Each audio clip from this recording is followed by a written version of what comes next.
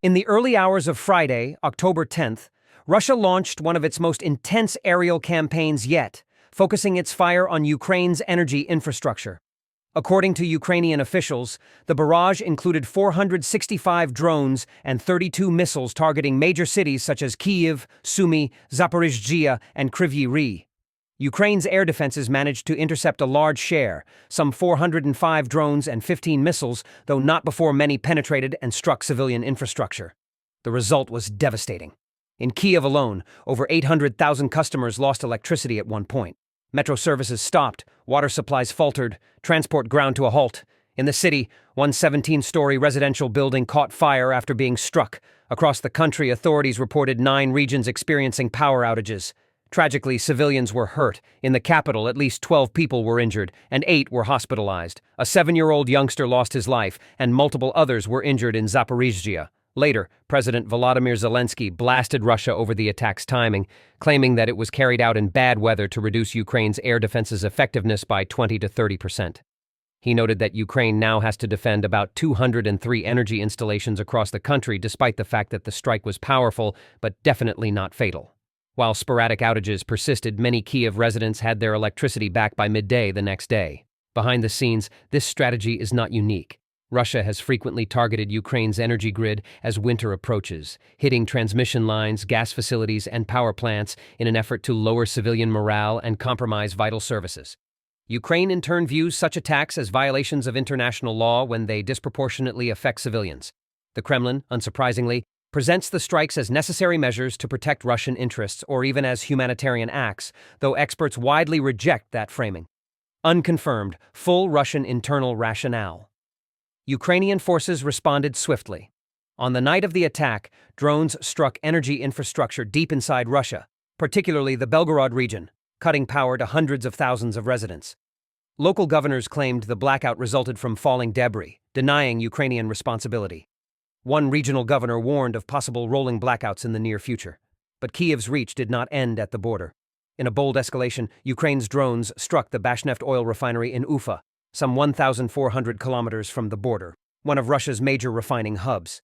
Near its crude distillation unit, the factory allegedly caught fire. In addition to its distance, this attack was noteworthy for its symbolic message. Ukrainian strikes can occur anywhere in Russia's rear areas. Several analysts believe that Western, and especially American, intelligence support has contributed to this escalation. According to the Financial Times, Ukraine has improved the timing, subtlety, and routing of its attacks on Russian energy infrastructure with the assistance of U.S. instruction. Russia's ability to refine has been severely impacted. Up to 16 of its 38 refineries have been attacked, potentially reducing daily production by 1 million barrels. Kremlin propaganda allegations have been complicated by the fact that Ukrainian drones have occasionally also targeted ammunition or attacked drone manufacturing facilities in the Russian-held Donetsk region. Russia has launched large-scale attacks on Ukraine's power grid. Their goals are to make Zelensky aware of the existing realities and to bring peace as soon as possible. And rather, bring peace closer. Of course, in this regard, Russian missile and drone strikes targeting critical infrastructure essential to Ukraine's military and state administration are humanitarian in nature. Because the sooner peace comes, the more Ukrainian citizens' lives we will save. We will save more lives of ordinary citizens of Ukraine.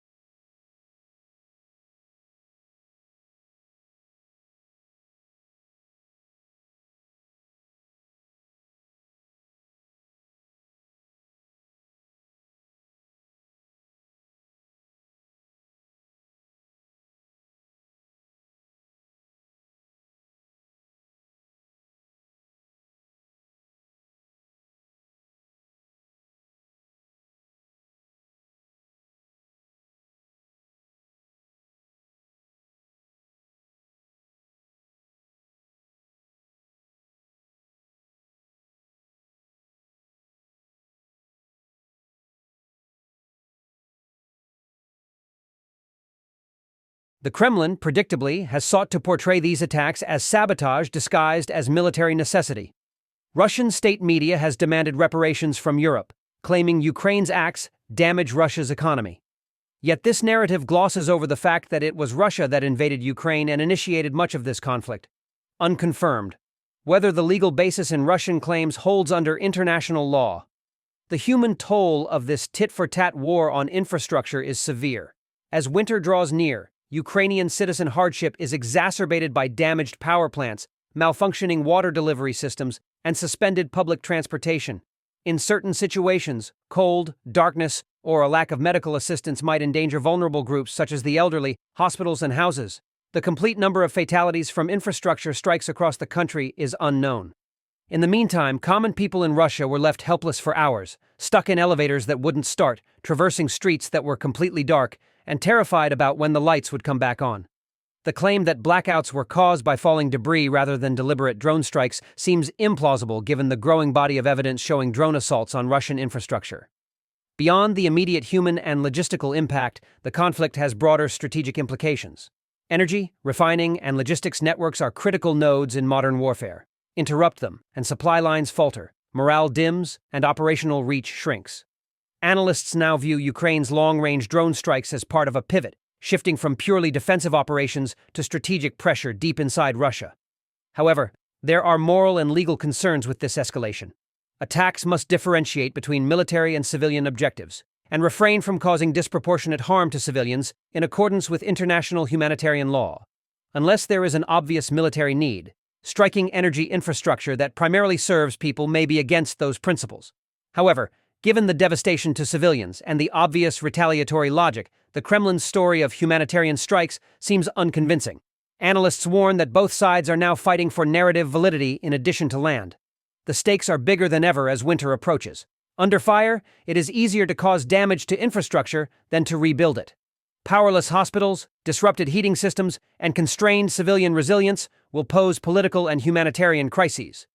Analysts say that if these cycles continue, Ukraine's counterstrikes may increasingly target Russia's logistical and energy backbone, forcing Moscow to divert military resources to protect rear areas.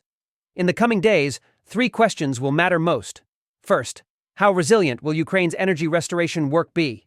The country is already deploying crews and international aid to patch damage and shore up defenses. If Russia repeats such attacks, especially in bad weather, Ukraine risks losing vital civilian morale just ahead of winter. Can Ukraine sustain deep strike operations inside Russia? The Ufa refinery hit is only one of the most recent examples. Analysts judge that with ongoing support, logistical, intelligence, and munitions from the West, Ukraine might continue to reach deep into Russian territory, though each strike risks escalation and retaliation. In the meantime, for ordinary Russians now in darkness, for Ukrainians in bombed towns, the war is not abstract. It's tactical and brutal, and with each blackout or explosion, the border of conflict shifts. Putin's miscalculations, Ukraine's daring response, and murky propaganda claims all converge tonight on a bleak truth. In this war, no city and no power plant are off limits.